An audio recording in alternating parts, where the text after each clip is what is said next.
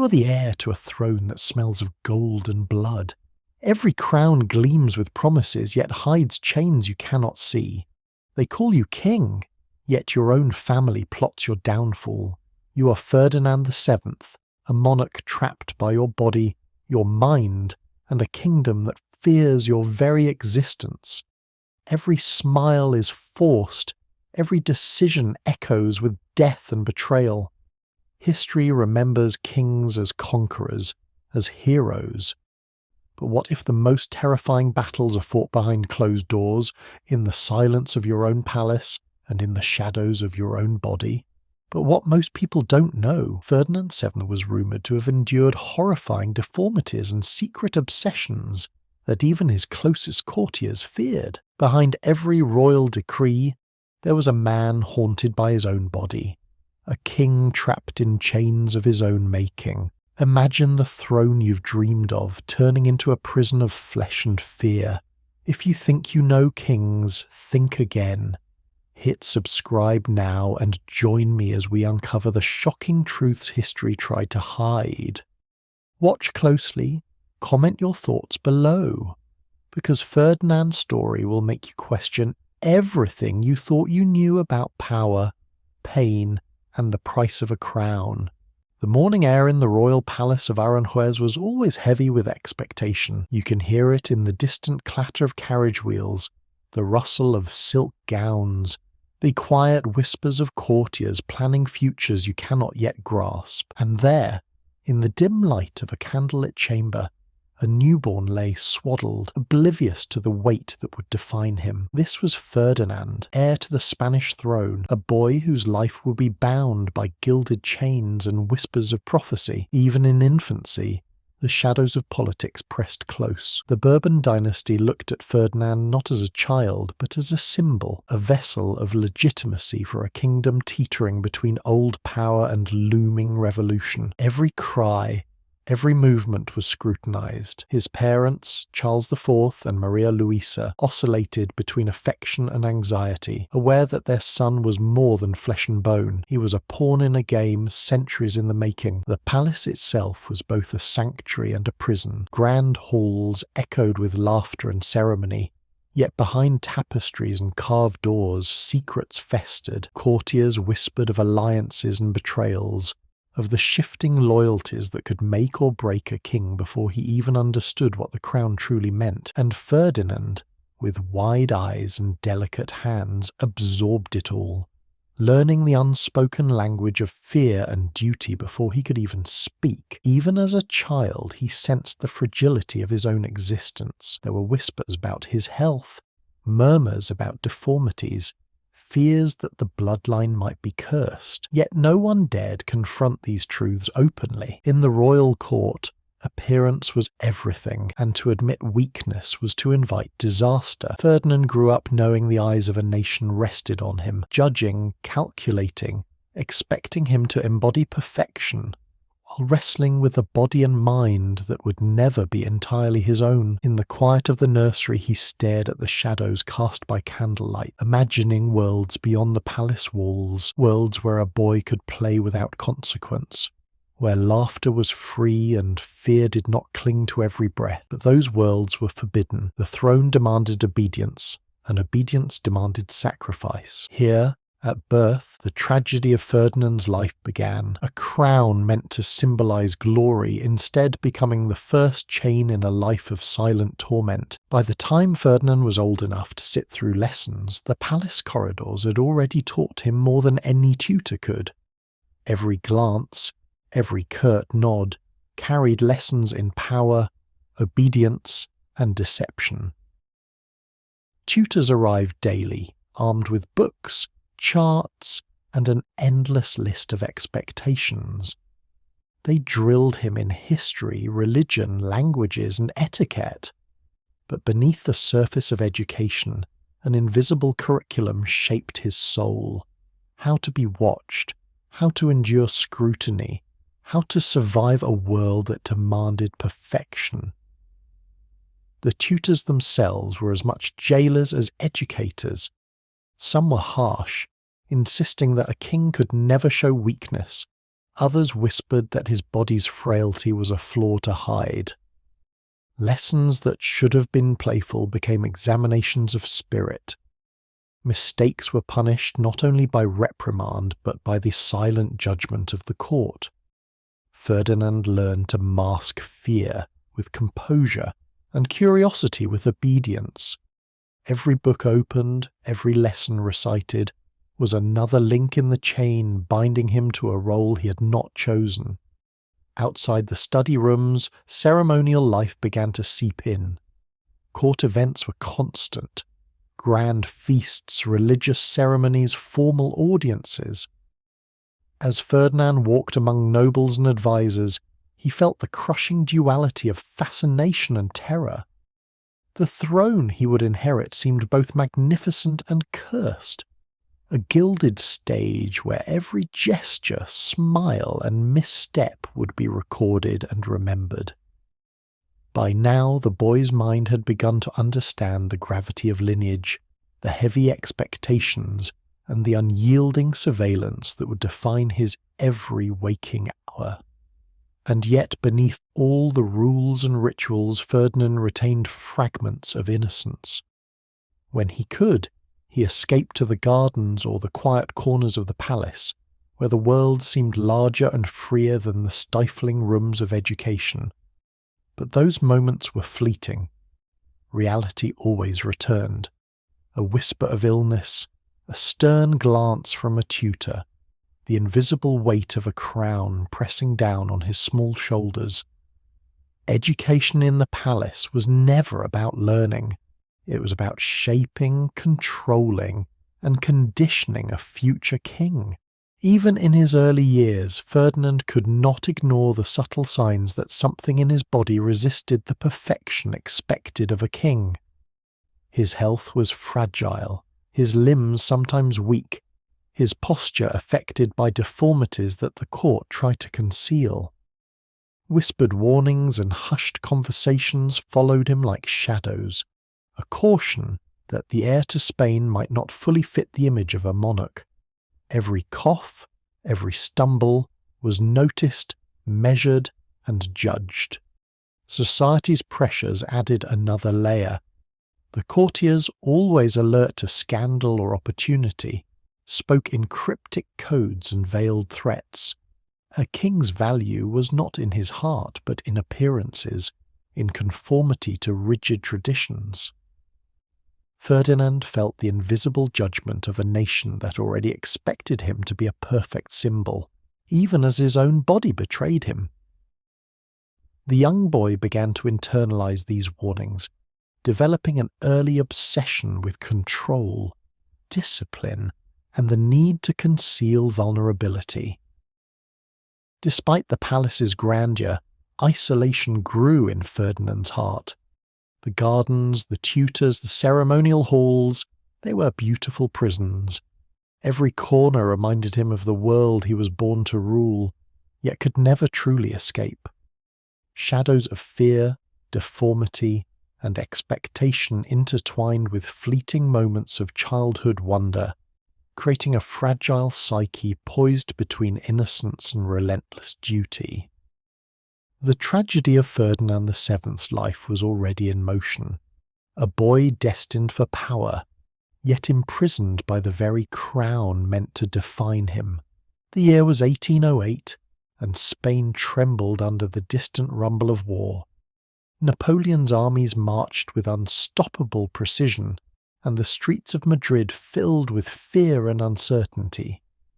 Ferdinand VII, now a young man, was caught in a storm that no crown could shield him from. The throne he had been groomed for seemed suddenly fragile, a paper symbol threatened by iron and gunpowder. The palace walls, once a sanctuary, now echoed with whispers of treachery and impending doom. Napoleon's invasion was swift and ruthless. Ferdinand's father, Charles IV, pressured and manipulated by both his ministers and foreign powers, coerced him into abdication. The young king found himself stripped of authority, forced to surrender a kingdom he had been trained to rule his entire life. Imagine the humiliation. To inherit a crown only to see it wrenched from your hands by family and foreign conquerors alike. Betrayal, both personal and political, struck deeper than any battlefield wound. The abdication itself was a public spectacle, designed to humiliate and subdue.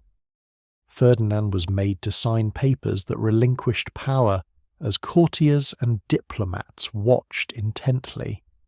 Each stroke of the pen felt like a nail in the coffin of his autonomy, a symbolic chaining of a man born to command yet denied even the dignity of choice. The young king, once shielded by tutors and traditions, now faced the cold reality. Kings could be toppled as easily as any other man, and the crown was less a privilege than a burden, a gilded trap from which escape was impossible. Exile became Ferdinand's new reality. He was transported to France, a land of unfamiliar language and customs, stripped of influence and surrounded by the very power that had dethroned him. Days blended into nights in sterile chambers, where the only sounds were the distant murmurs of foreign guards and the echo of his own restless thoughts. Isolation gnawed at him, a constant reminder of what he had lost: a kingdom, a family's loyalty, and the freedom of movement he had taken for granted as a child. Political isolation cut deeper than physical confinement. Letters intercepted, envoys ignored, and alliances forged without his consent left Ferdinand in a limbo of helplessness. He watched from afar as Spain wrestled with occupation, rebellion, and shifting loyalties. He was simultaneously present and absent, a king in title only, powerless to influence events. The young monarch's mind, already shaped by years of strict control and expectation, began to fracture under the weight of impotence and humiliation. Every day was a silent lesson in despair, teaching him that authority could be stripped away, no matter how meticulously one prepared for it. Ferdinand's exile was not just geographical, it was psychological. Stripped of ceremonial pomp, deprived of familiar rituals, and constantly reminded that his destiny was no longer his own, he began to understand the fragility of monarchy. Power, he realized, was as much a matter of perception as it was of blood. And when perception turned against you, even a king could become a prisoner of circumstance, trapped in a gilded cage of expectation, betrayal, and fear. Yet the deepest wound came not from foreign armies, but from those closest to him. Charles IV, his father, had manipulated events to his own advantage, a betrayal that Ferdinand could never fully forget. Courtiers and advisers, once trusted allies, shifted their loyalties to whichever side promised survival or gain. Even the people he was meant to serve seemed divided, uncertain whether to honour the deposed king or submit to new rulers. Ferdinand felt the suffocating weight of abandonment. Helplessness became a constant companion. He was surrounded by whispers of plots, rumours of conspiracies, and the unyielding knowledge that his own body and mind could not protect him from the tide of history. Nights in exile were long and filled with tormenting visions, a throne empty, a kingdom lost, and a crown that was both his birthright and his curse. Every moment of solitude reinforced the bitter truth. Power meant nothing without loyalty, and loyalty was rarer than gold in a world ruled by ambition and fear. Even as he endured imprisonment, Ferdinand's psyche began to harden, shaping the man he would become. Paranoia, caution, and obsession with control took root. The lessons of betrayal were etched deeply. A king's strength was not measured only in armies or decrees, but in the fragile threads of trust and fear that bound people to him. The boy who once gazed at candlelit shadows in Aranjuez had now seen the darkest shadows cast by human ambition. and he would carry those lessons, scarred but unbroken, back to the throne he had lost and would one day reclaim. In 1813, after 5 long years of exile, Ferdinand VII returned to Spain. The streets of Madrid erupted with cheers, banners waving in the sunlight, and the scent of triumph mixed with the smoke of the war still lingering over the city.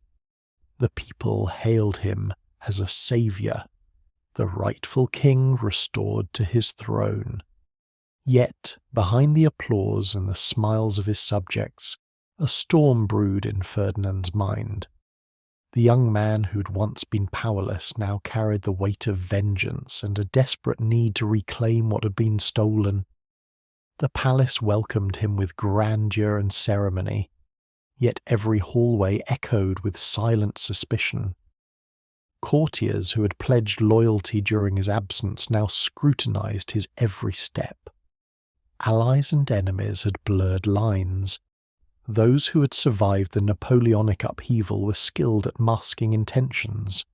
Ferdinand learned quickly that the throne he regained was not the same as the one he had lost. It was fractured, fragile, and filled with unseen fissures. His triumph was not merely a celebration. It was a gauntlet, one he would have to navigate carefully if he wished to survive.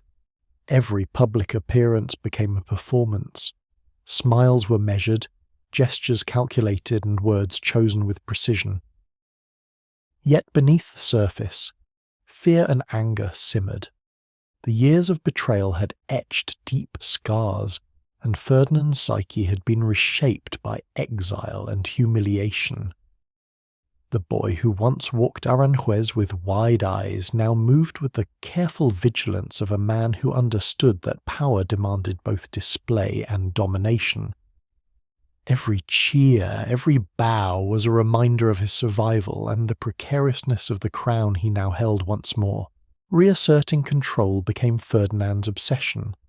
Laws were rewritten, advisers purged, and dissent punished with ruthless efficiency. The king's return marked not only restoration but retribution. Anyone suspected of disloyalty faced severe consequences. Public trials and secret decrees alike reinforced his authority, sending an unmistakable message. Ferdinand VII tolerated no weakness, no betrayal. This era of repression was chilling. Nobles who had hoped to maneuver through uncertainty now faced the harsh reality of Ferdinand's wrath. Soldiers enforced decrees with brutal precision. Citizens learned quickly that loyalty to the king was absolute, and that deviation, even subtle, could invite ruin. The monarchy had shifted from ceremonial grandeur to psychological dominion, as Ferdinand sought to stabilize a kingdom still reeling from foreign occupation and internal division. Yet as he tightened his grip, the king's own mind teetered on the edge. Every whisper, every glance became a potential threat. Paranoia settled like a shadow over the palace. The very people he ruled, once welcomed as subjects, now appeared as potential conspirators. To secure power, Ferdinand began micromanaging decisions, obsessing over trivial details, and isolating himself from those he did not fully trust. His obsession with authority and control became inseparable from the man himself, shaping the Spain that would live under his reign. The crown weighed heavier on Ferdinand's body than anyone could see. Years of illness and deformity, combined with the stress of exile and the relentless pressure of rulership, left him physically frail. Yet he masked weakness with displays of authority, hiding pain behind stern expressions and ceremonial splendor. His health declined, but his cruelty and obsession with power grew. Decisions once tempered by caution now veered into extremes, often punishing the innocent to maintain fear and control. Personal paranoia merged with public cruelty. Ministers, family members, even close friends found themselves scrutinized, their motives questioned, their loyalty tested. Ferdinand's reign became a theatre of shadows, where every corridor hid potential betrayal, and every whispered conversation could ignite punishment. The king's obsession was not merely with politics, but with survival itself. The need to dominate and control stemmed from the trauma of being powerless, exiled, and humiliated. By the mid-18-teens, Ferdinand VII ruled a Spain both restored and fractured. The nation's wounds were raw, and the king's psyche bore scars invisible to the public eye.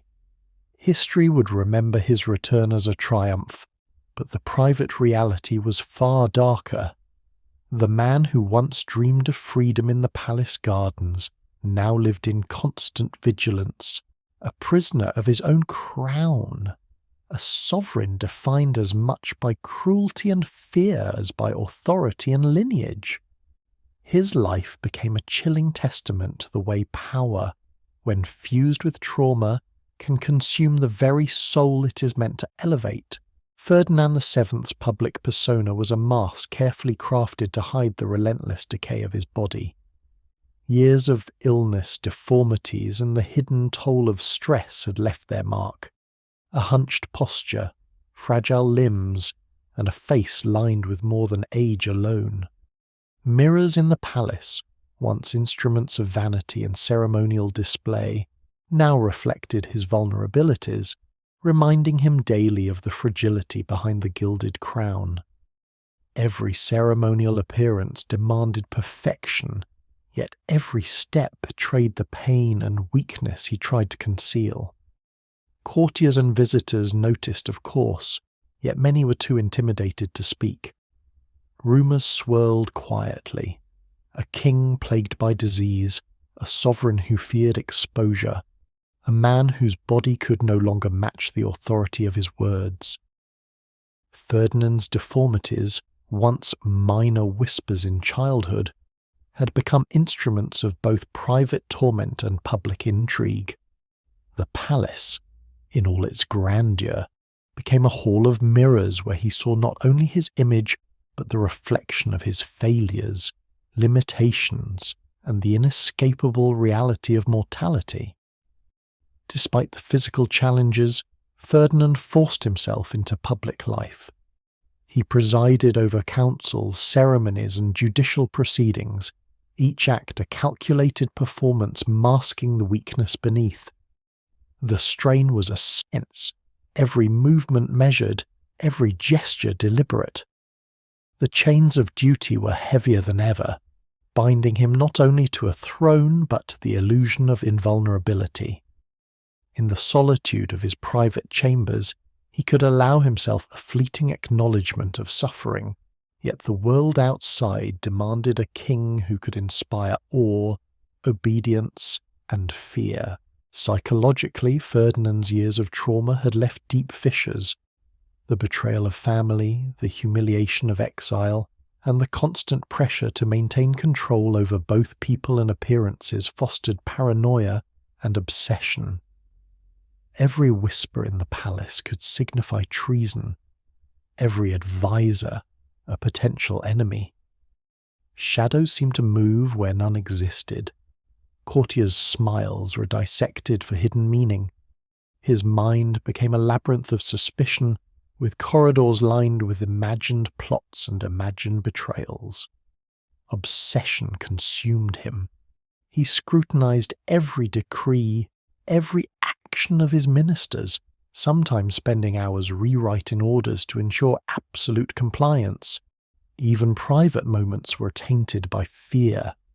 Could a servant overhear a secret thought? Could a friend betray him? The king's psyche had been trained in exile to anticipate betrayal, and in return for survival, he had transformed this vigilance into obsession.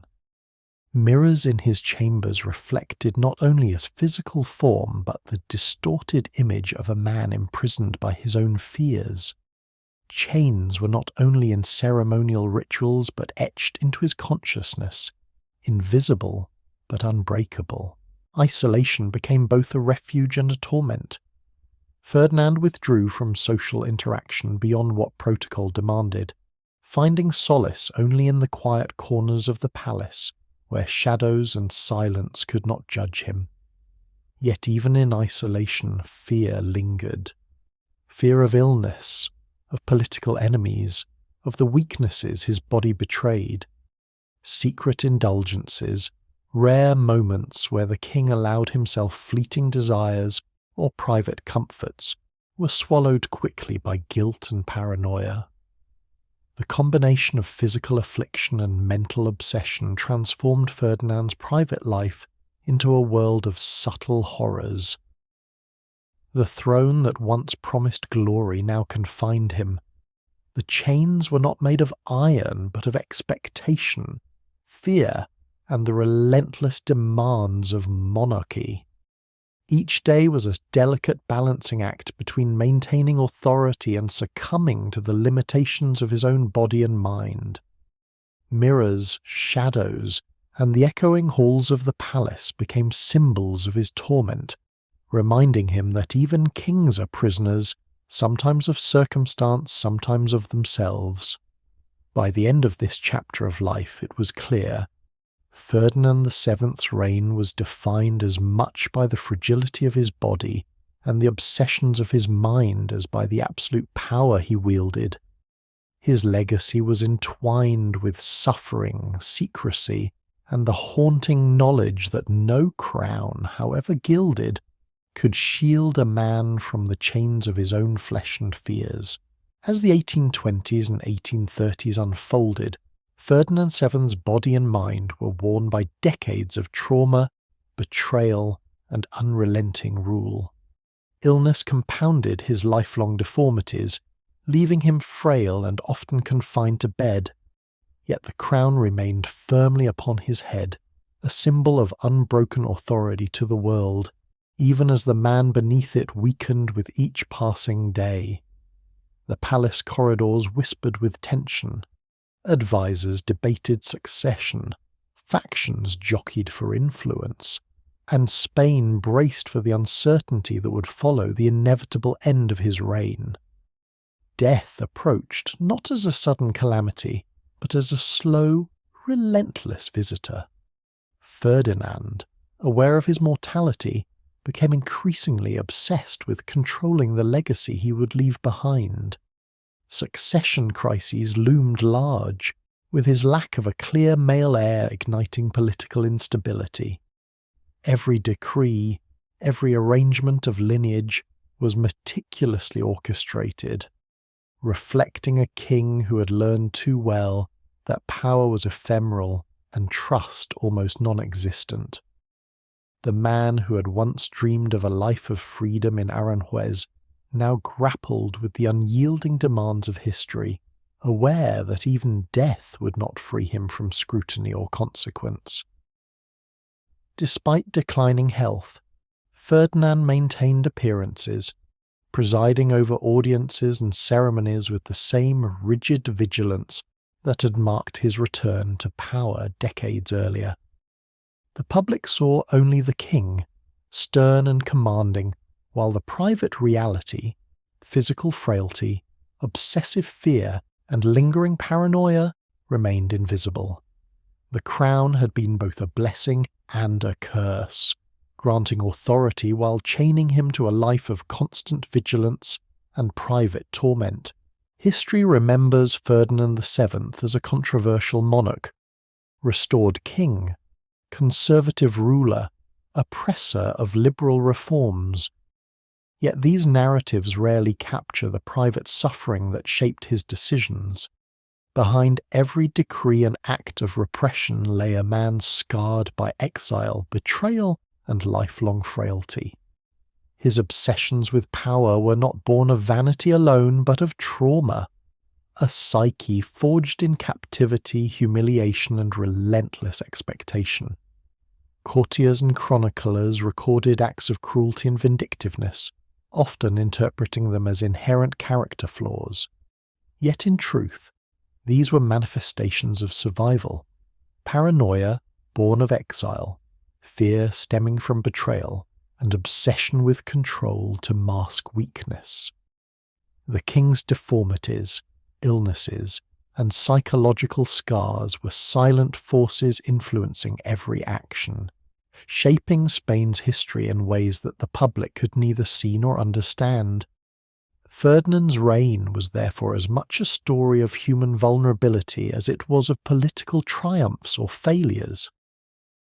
The contrast between historical perception and personal tragedy is striking.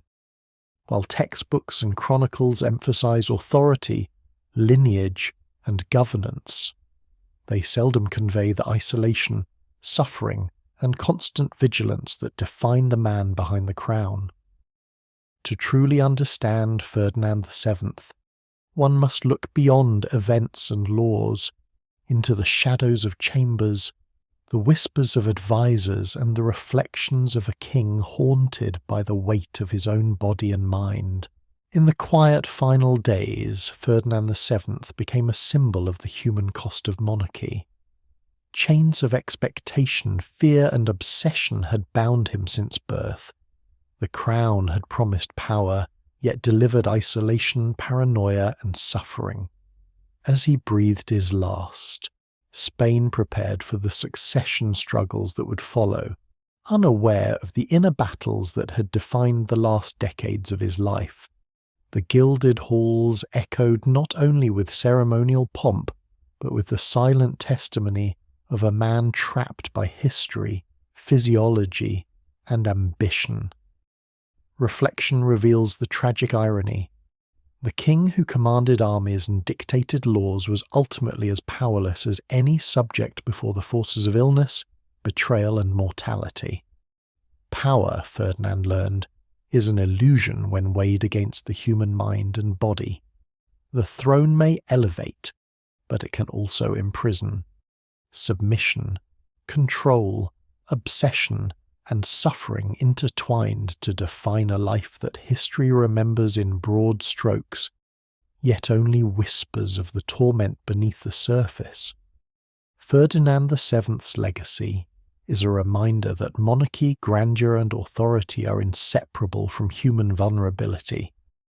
The king who returned to power triumphant carried within him the scars of betrayal and the chains of his own mind, leaving a history shaped by fear, obsession, and the tragic cost of being both ruler and prisoner. The story of Ferdinand VII comes full circle. From the fragile child in Aranjuez to the tyrannical yet haunted king on the throne, history remembers only titles and deeds, rarely the torment, the deformities, and the silent obsession that defined his life. Chains, mirrors, shadows. They were not merely symbols of his environment, but reflections of the internal prison that even power could not shatter. As you reflect on his life, ask yourself, what is the true cost of authority? How much of our identity is lost to duty, expectation, and fear? Ferdinand's story reminds us that behind every crown lies a human being, vulnerable, trapped, and haunted by the weight of history. If you found this story gripping, subscribe for more shocking historical revelations, share your thoughts in the comments, and watch the full series to uncover the untold human stories behind the greatest figures of history. History is more than names and dates. It's the intimate, often tragic lives of those who shaped it.